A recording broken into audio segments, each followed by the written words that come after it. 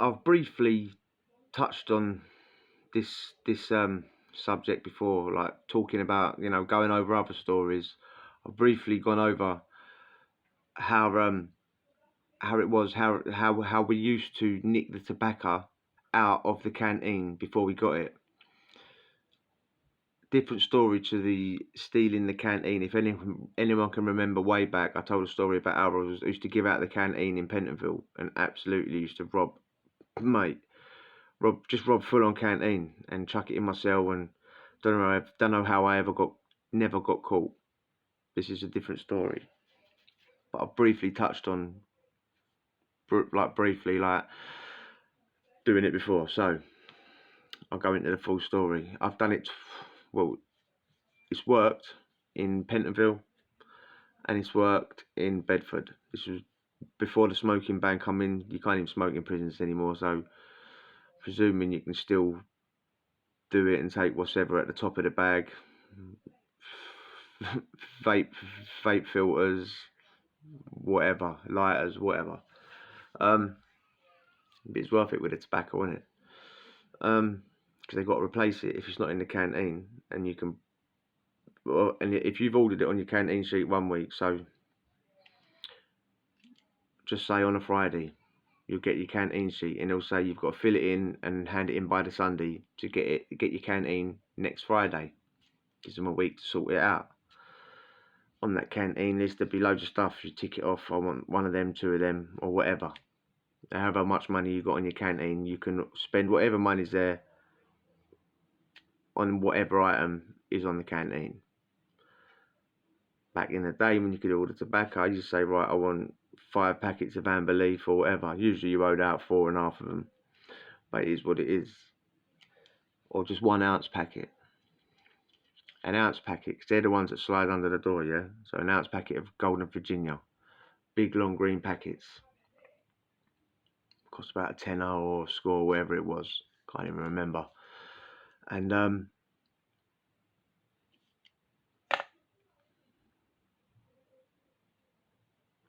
I think I've tried bits. I've tried to do it before in in a YO prison, so sticking things under the door and trying to yank it in. Never was successful ever.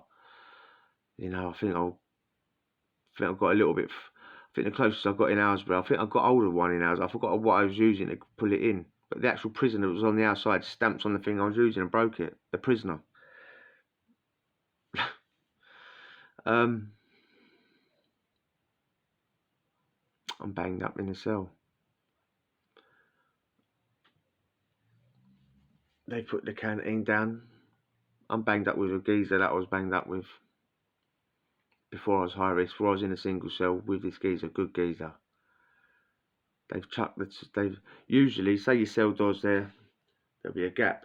There'll be like 2 walls there, so you've got to sort of walk in. You'll be like in like sort of phone booth, in a phone booth, if you can imagine that sort of shape before you walk into your cell door.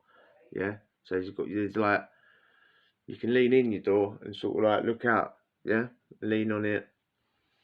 They won't put the canteen on the door because obviously anyone could just pull it through. They'll put it on the wall, which is sort of like, if you wanted to do it, you'd have to put something under the door about 1 foot long and then turn it left or right, and it'd be leaning against the door. Yeah, so it'd be that shape, yeah, leaning over there. So no one can really get it, but for whatever reason, this one was chucked near the door, and he sort of looked. Everyone looks outside the canteen because you can hear it getting chucked. It's an exciting time, isn't it? You're sitting there counting down the seconds on a Friday afternoon waiting for your canteen. Bang, got dropped on the floor. He looked at you and went, do you know what? I could grab that. I was like, yeah.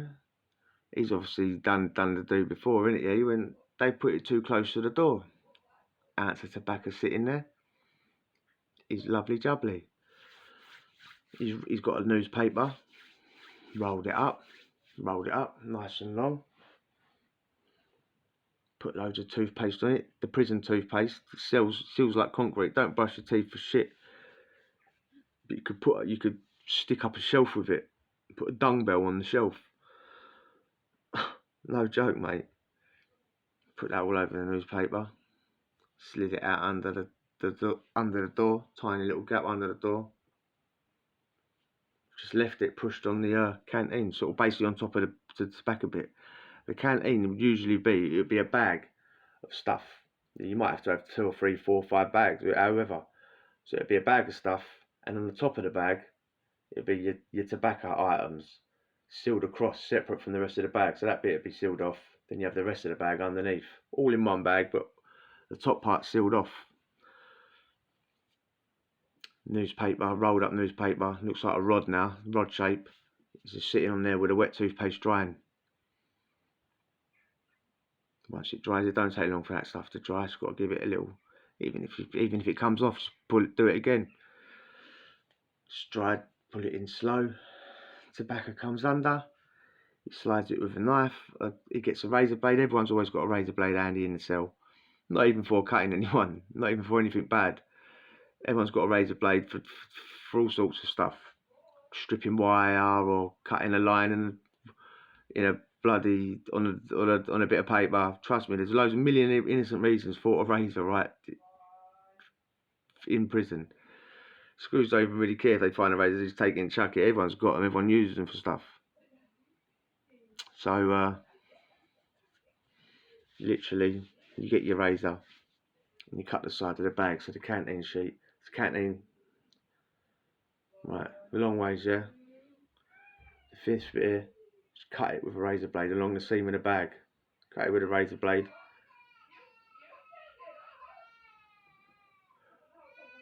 Pull out the tobacco.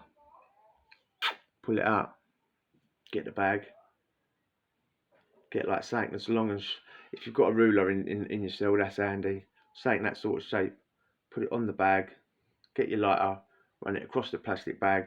Seal it back shut. And it looks like it's never been opened. Slide it. Wipe the toothpaste off. It's all crusty anyway. It's all dried. It comes off like dust. Slide it back out under the cell. Once it's out under the cell, doesn't matter how close it is to your door really. It's out under the cell. It's their problem. Alright, sweet. Screw comes round. Down to your door. We'll just say it's my one for like, just so I can say my name. I can't actually remember who it belonged to. Aldred canteen, lovely gov, thank you very much. Hold on a minute, my tobacco's not there. I've got my canteen sheet in the canteen. There's a receipt, so everything's, the receipt is in the bag. So the screw can just read the receipt straight away. The bag's sealed. Oh, no tobacco. Okay, I'll go and get some. Come with a smoker's pack where they reimburse you. Lovely, got more burn. I did it in Bedford as well. I was in my cell one day, canteen day. Me and my cellmate.